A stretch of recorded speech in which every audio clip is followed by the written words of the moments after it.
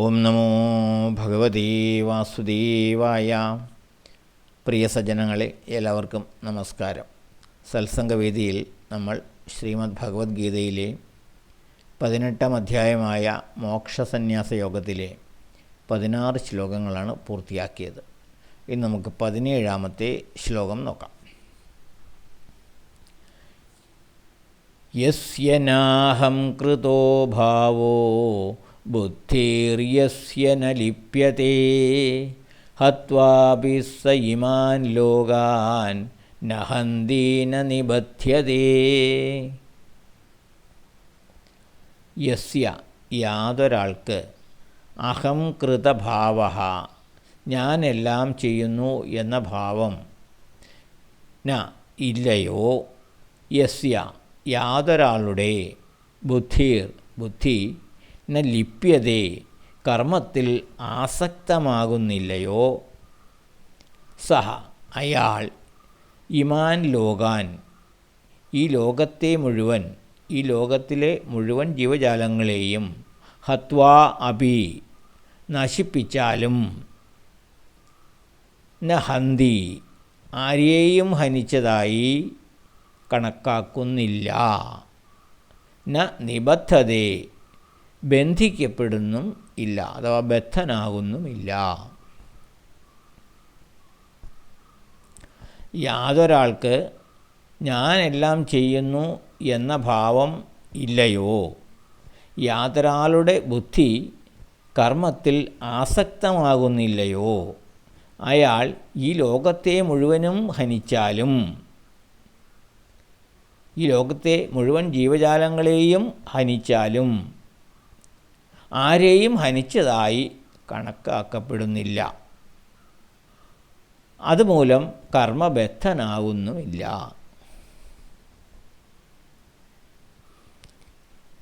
ഇതാണ് ശ്ലോകം പറയുന്നത്. ഞാൻ ചെയ്യുന്നു എന്ന ഭാവം ഇല്ലാതെയും അനാസക്തമായ ബുദ്ധിയോടും കൂടി ഒരാൾ ഫലത്തെപ്പറ്റി യാതൊരു ഉത്കണ്ഠയും കൂടാതെ തന്നിൽ നിക്ഷിപ്തമായ കർമ്മങ്ങൾ, നിയതമായ കർമ്മങ്ങൾ അനുഷ്ഠിക്കുന്നു എങ്കിൽ അത് ഹിംസാത്മകമായാൽ പോലും അയാളെ സംബന്ധിച്ച് അത് ഹിംസയാകുന്നില്ല. കാരണം അയാൾ അതിൽ ഒട്ടിച്ചേരുന്നില്ല, അയാൾ അതിനോട് ആസക്തി പുലർത്തുന്നില്ല, തന്നിൽ നിക്ഷിപ്തമായ കർമ്മം ചെയ്യുന്നു, അത്രമാത്രം. അതുകൊണ്ട് അയാളെ സംബന്ധിച്ച് ഹിംസാപരമായ കർമ്മമാണെങ്കിൽ പോലും അത് ഹിംസയാകുന്നില്ല. അതുകൊണ്ട് തന്നെ ആ കർമ്മത്തിൻ്റെ ഫലം അയാളെ തേടിയെത്തുകയുമില്ല, അയാൾ അതുകൊണ്ട് ബദ്ധനാവുകയുമില്ല. അതിൻ്റെ പേരിൽ അയാൾ ബദ്ധനായിത്തീരുന്നില്ല. ഉദാഹരണത്തിന്, കുടുംബം പോറ്റാൻ ഇറച്ചി വിട്ട് തൊഴിലാക്കിയവർ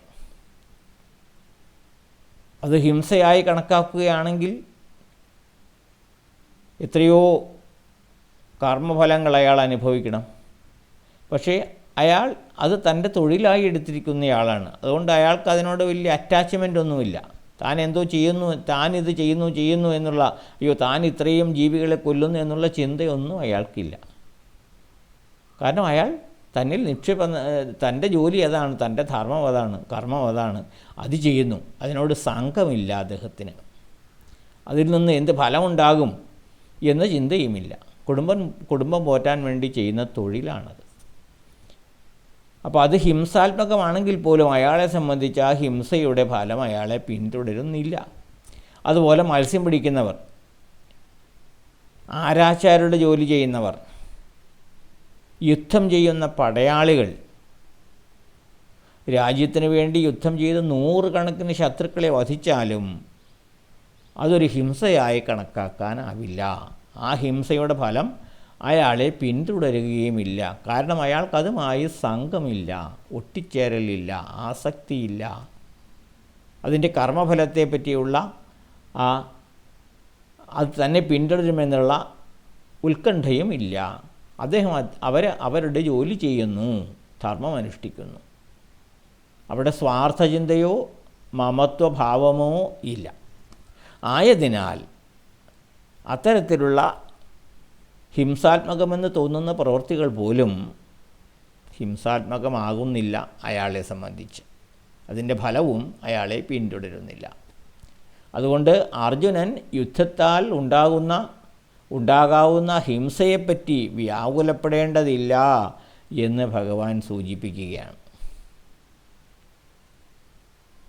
അർജുനൻ്റെ വ്യാകുലത അതാണല്ലോ. ബന്ധുജനങ്ങളെ വധിക്കേണ്ടി വരും എന്നുള്ള ചിന്തയാണ് അർജുനനെ അലട്ടുന്നത്. അപ്പോൾ സ്വധർമ്മം അനുഷ്ഠിക്കുമ്പോൾ അതിൽ അത്തരം ഹിംസചിന്തയ്ക്ക് സ്ഥാനമില്ല എന്ന് ഭഗവാൻ പറയുകയാണ്. ഇതെല്ലാം താനാണ് ചെയ്യുന്നത് എന്ന ഒരു ചിന്ത അർജുനന് ഉണ്ട്. അതുകൊണ്ടാണ് അത്തരം ആശങ്ക ഉണ്ടാവുന്നത്. അത് മിഥ്യ അഹങ്കാരപ്രേരിതമാണ് എന്ന് ഭഗവാൻ സൂചിപ്പിക്കുന്നു. താൻ വെറും ഉപാധിയും ഉപകരണവും മാത്രമാണെന്ന ഭാവത്തിലേക്ക് ഉയർന്നാൽ ഈ ഉത്കണ്ഠയ്ക്കൊന്നും സ്ഥാനമില്ല എന്ന് ഭഗവാൻ പഠിപ്പിക്കുകയാണ്.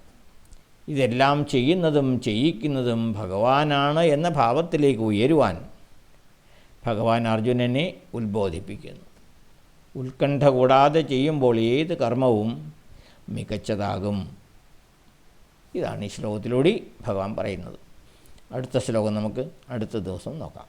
എല്ലാവർക്കും നന്ദി, നമസ്കാരം. ഓം നമോ ഭഗവതേ വാസുദേവായ.